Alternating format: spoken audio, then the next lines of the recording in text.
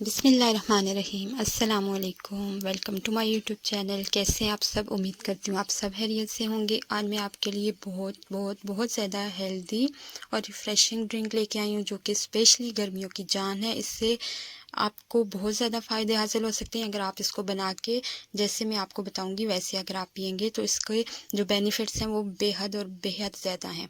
तो आइए चलते हैं। सबसे पहले जो मैंने चीज़ें ली हैं उसके बारे में मैं आपको बता दूं। इमली, आलू बुखारा और अनारदाना मैंने लिया है। और इनके अगर आपको फ़ायदे पता चल जाएं कि इमली और आलू बुखारे के शरबत के कितने फ़ायदे हैं, तो आप इसको पीना कभी नहीं छोड़ेंगे। ये जिस्म में मौजूद जो गर्मी होती है उससे पैदा होने वाले तमाम सेहत के मसाइल को जड़ से ख़त्म कर देती है। पेशाब की जलन के लिए बहुत ज़्यादा मुफीद है। जिस्म में जैसे हमें महसूस होता है कि हमें जैसे आग लगी हुई है, स्पेशली गर्मियों में ऐसे महसूस होता है। और ख़ासकर जब आपको पाँव के नीचे, पाँव के जो तलवे होते हैं उनसे ऐसे महसूस हो रहा है जैसे आग निकल रही है, तो उसके लिए ये जो शरबत है ये बेस्ट है। ये आपको ऐसे लगेगा जैसे आपने बहुत ज़्यादा गर्मी में आप एसी में जाके बैठ के हो, तो बिल्कुल आपको ये उसी तरह की राहत और उसी तरह की ठंडक आपको देगा। आपके जिस्म के अंदर तक इसको, आपकी इसकी जो ठंडक है वो आपको महसूस होगी। तो आइए चलते हैं, रेसिपी को स्टार्ट करते हैं। उसके साथ साथ मैं आपको इसके फ़ायदे भी बताती जाऊँगी। तीनों चीज़ें मैंने ले ली हैं, हाफ कप लेके मैंने तीनों चीज़ें ले ली हैं। उसके बाद इनको आपने पूरी रात के लिए भिगो के रख देना है। मेरे पास टाइम कम था तो मैंने इसको सिर्फ 2 से 3 घंटे तक भिगोया है। आपने इसको, अगर आप सारी रात भिगो के रखेंगे तो ये सही तरह से अपना जो इनका जो गूदा है वो अलग से नरम हो जाएगा। तो यहाँ पे मैंने इसको 2 से 3 घंटे भिगो के रखा है। उसके बाद हम इसको एक कोई भी बड़ा सा पतीला ले लें या कढ़ाई ले लें, उसमें मैंने पानी डाल दिया। पानी यहाँ पे मैंने डाला है 1.5 लीटर। 1.5 लीटर पानी में आपने ये जो हमने मिक्स करके पानी में रखे हुए थे ये तीनों चीज़ें अलग से उनको आपने इस पानी में डाल देना है। पानी थोड़ा सा गर्म हो गया तो उसमें हमने आलू बुखारा जो हमने भिगो के रखा हुआ था, उसके बाद इमली और उसके बाद अनारदाना, तीनों चीज़ें हमने इसमें डाल दी हैं। ये तीनों चीज़ों की तासीर जो होती है बेहद ठंडी होती है। तो यहाँ पे तीनों चीज़ों को हमने पकने के लिए छोड़ना है। तब तक हमने इनको पकने देना जब तक कि ये अच्छे से नरम ना हो जाएं। तो 15 से 20 मिनट तक आपने इनको अच्छे से बॉयल देना है और पकने के लिए छोड़ देना है। तकरीबन इनको 15 से 20 मिनट लगेंगे। जब ये जो आलू बुखारे हैं ये अपना गूदा अलहदा, और जब हम इनको पकड़ेंगे तो इनका गूदा अलहदा हो जाना चाहिए और गुठली जो है वो अलहदा हो जानी चाहिए। तो इसका मतलब है ये डन हो चुके हैं।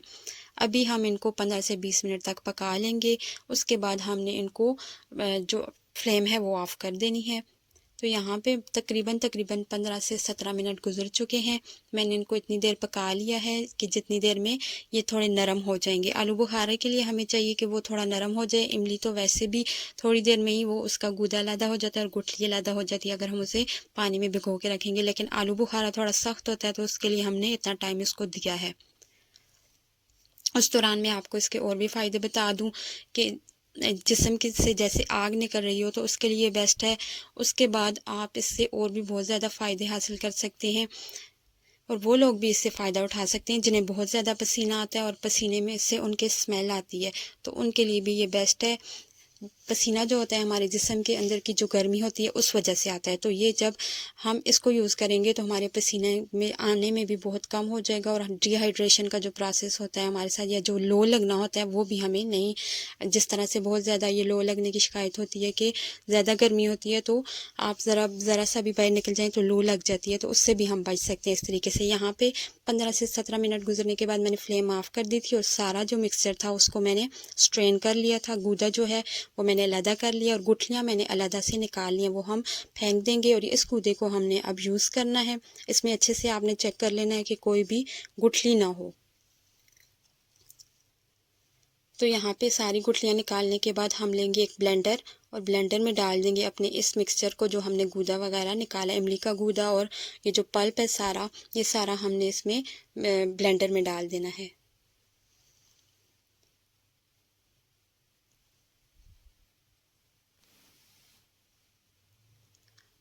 सारा जो पल्प था वो मैंने ब्लेंडर में डाल दिया। अब हम इसमें वही पानी यूज़ करेंगे जो हमने बॉयल किया था, जिसमें अपने इमली आलू बुखारे को और अनारदाने को, वही पानी इसमें थोड़ा सा मैंने ठंडा करके वो ऐड कर दिया।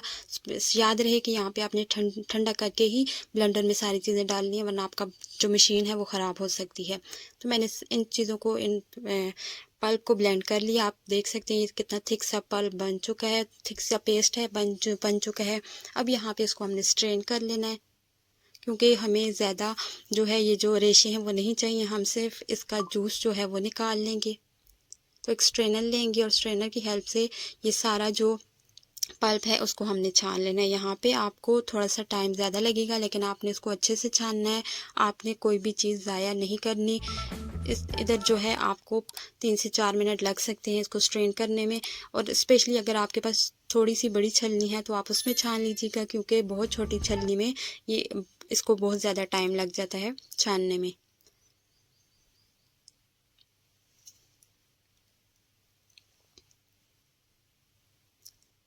ये जो शरबत हम बना रहे हैं ये हमारे जिस्म के अंदर तक हमें ताकत देता है, और जो हाजमे का हमारा निज़ाम होता है उसको भी दुरुस्त करता है, बदहज़मी को दूर करता है। इससे जो आंतें होती हैं वो हमारी नरम हो जाती हैं, जिससे आपका पेट साफ़ होता है। और जिन लोगों को कॉन्स्टिपेशन का बहुत ज़्यादा मर्ज़ जो होता है वो लाहक होता है, तो ये उसके लिए बहुत ज़्यादा मुफीद है। सारा जो गूदा है वो उसको मैंने स्ट्रेन कर लिया है, जो बाकी बच गया था उसको हमने ज़ाया कर दिया। अब यहाँ पे आएंगे उसी कढ़ाई में जिसमें हमने इसको बॉयल किया था, ये पानी मैंने स्ट्रेन कर लिया। आपने भी जो पानी बाकी बचा हुआ था उसको स्ट्रेन कर लेना है। उसके बाद ये जो पल्प हमने स्ट्रेन करके बाउल में निकाला है वो भी हम इसमें डाल देंगे। तो यहाँ पे हमने वो पल्प भी ऐड कर दिया और पहले से जो मौजूद पानी था उसको भी स्ट्रेन कर लिया। इसके बाद हमने फ्लेम को ऑन कर देना है, और फ्लेम को ऑन करने के बाद हमने इसमें शामिल करना है मीठा। मीठे के लिए आप यहाँ पे गुड़ या शक्कर लीजिएगा, आपने चीनी का यूज़ नहीं करना, क्योंकि गुड़ जो होता है उसकी तासीर भी ठंडी होती है। चीनी यूज़ करेंगे तो उसका इतना फ़ायदा नहीं होगा। यहाँ पे गुड़ मैंने शामिल कर दिया 100 ग्राम के करीब। आपको अपने मीठे जितना मीठा आप पसंद करते हैं उस हिसाब से आप कम या ज़्यादा कर सकते हैं। गुड़ मैंने साबुत ही शामिल कर दिया, उसको पूरा पीसेस। आप चाहें तो आप छोटे छोटे पीसेस भी डाल सकते हैं, लेकिन यहाँ पे जब शरबत गर्म होगा, बॉयल होगा, तो ये खुद बहुत उसमें मेल्ट हो जाएगा। यहाँ पे आप देख सकते हैं कि शरबत जैसे ही बॉयल आना स्टार्ट हुए गुड़ जो है वो मेल्ट हो चुका है। गुड़ ने अपना जो ये जो ऊपर थोड़ी सी झाग आई है इसको हमने निकाल लेना है, ये गुड़ की वजह से आई है। इसको आपने स्ट्रेनर के ज़रिए निकाल लेना है।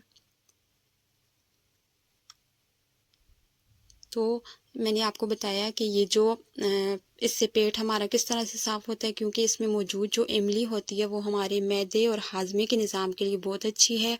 इमली को स्पेशल आपको ये जान के हैरानी भी होगी कि इमली जो होती है वो बढ़े हुए वज़न को भी बहुत हद तक कम कर सकती है। ये मेटाबॉलिज़्म को तेज़ करती है, उसके प्रोसेस को, और उसके ज़रिए हमारा वज़न भी कम हो सकता है अगर हम इसका सही तरह से यूज़ करें तो। अब यहाँ पे स्ट्रेनर की मदद से झाग जो है वो हमने निकाल ली है। उसके बाद मैं थोड़ा सा इसमें फूड कलर जो है वो ऐड करूँगी, इसके सिर्फ इसकी खूबसूरती के लिए, इसको कलर देने के लिए। वैसे ये ऑप्शनल है, आप चाहें तो आप इस प्रोसेस को स्किप कर दें, आप छोड़ दें, आप बेशक ना यूज़ करें। तो यहाँ पे अब इसको थिक होने तक तकरीबन 15 से 20 मिनट तक मैंने पका लिया है। उसके बाद फ्लेम को मैंने ऑफ़ कर दिया है।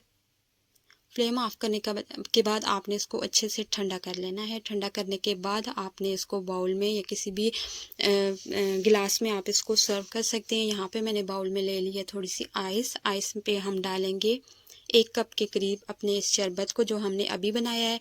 इस शरबत को आप ठंडा करने के बाद बाटल में भर लीजिए, और बाटल में भरने के बाद आप इसको फ्रिज में रख दीजिए, और इसको आप महीनों तक आप इसको चला सकते हैं। ये बिल्कुल भी ख़राब नहीं होगा। थोड़ा सा आप इसमें शरबत डालें, जब भी आपने बनाना हो गिलास में थोड़ा सा शरबत और थोड़ा सा पानी ऐड करके मिक्स कर लीजिए और इसको सर्व कीजिए। आप इसके ऊपर तुख्मे मलिंगा जो है वो भी डाल सकते हैं, उससे भी इसकी तासीर और ठंडी हो जाती है। और ये ऐसे भी है, उसके बगैर भी बहुत ज़्यादा इसकी तासीर ठंडी है। आप इसको यूज़ कीजिए गर्मियों में, बहुत हेल्दी, बहुत रिफ़्रेशिंग ड्रिंक है। मुझे उम्मीद है आपको ये ड्रिंक की रेसिपी बहुत पसंद आएगी और आपको ये बहुत फ़ायदा भी देगी। अगर आपको रेसिपी पसंद आई हो तो वीडियो को लाइक कर दीजिएगा, और अगर आप चैनल पे न्यू हैं तो मेरे चैनल को भी सब्सक्राइब कर दीजिएगा।